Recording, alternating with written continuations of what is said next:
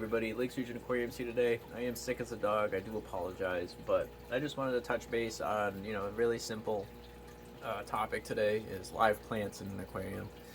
I know you guys have seen my live plants in my aquarium before. It's my plant city, I call it. It's just full of plants. This was like the first time I ever went all in with live plants, and it was one of the best things I ever did. Now, I just wanted to talk about some of the benefits of a live plant aquarium. The biggest one for a lot of people are it's going to gobble up all the same nutrients that algae uses. Like if you have an algae problem, look at that tank and be like, okay, all right, I can get some live plants in there. Live plants are going to do well in this aquarium, depending on which types of live plants. Like, every plant has different needs and whatever, but if you're looking at algae in your aquarium, you have the same food that live plants are going to eat. So that's something that you can consider. So if you get some live plants in there, you do a heavy duty water change, you remove a lot of that algae, and then you have some live plants in there now, a lot of the time that algae is going to kind of be stunted. Like the growth you'll see will be visually stunted and won't be as bad as it once was because you got live plants kind of consuming the same nutrients that the algae was eating beforehand.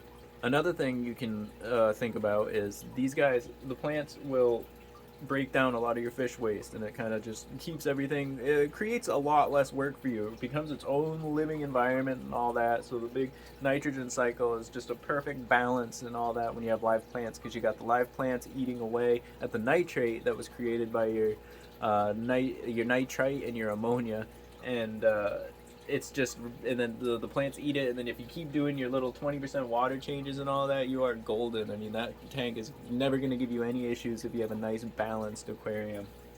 So that's really cool with live plants. They really help out your whole ecosystem, your whole bioload deal, everything in there. Another thing is they look really nice. I mean, I can't stand plastic plants. I hate that I have plastic plants in Meg's tank, but sometimes you can't have live plants depending on the fish you have, and that's the case with Meg. I would love to have live plants in Meg's tank, but I just simply can't because of that fish.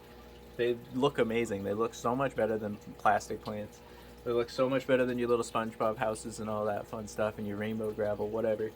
But it just looks nice. You have a very nice, natural-looking aquarium, and that's what a lot of people go for. If SpongeBob decorations and rainbow gravel are your thing, more power to you, but that is not everyone's cup of tea for sure. So definitely try out some live plants in your aquarium. I don't even scrub this tank for algae. I never have to. I mean, I had some algae growing on some of the plants and all that just because I was putting a lot of nutrients in here to keep up with my plant load, but and it got a little out of hand. But you can never have too many live plants. Like sometimes, if you have a new aquarium and you don't have a lot of nitrate right from the beginning, and you throw a butt ton of plants in there, like if you threw all these plants in a new aquarium with hardly any nitrate, then a lot of them are going to starve out and there's nothing for them to eat. So you just want to be careful of that. So yep, live plants are a pretty cool addition to any aquarium. I definitely recommend checking them out. Give one or two a shot.